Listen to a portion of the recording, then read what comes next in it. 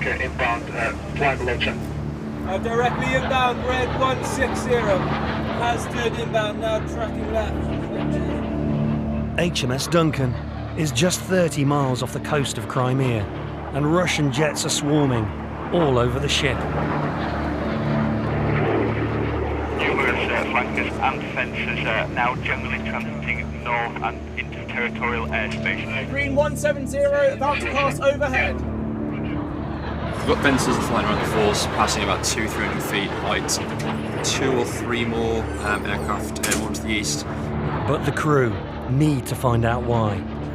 Are they here to attack or intimidate? How are they doing that? We've got about 15 aircraft, a mix of different types, fighters and fighter bombers. It looks like it's the Russians defending Crimea.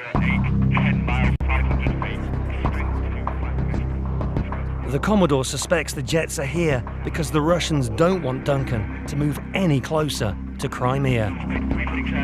I think their tactics are naive. Okay, what they don't know is how capable the ship is.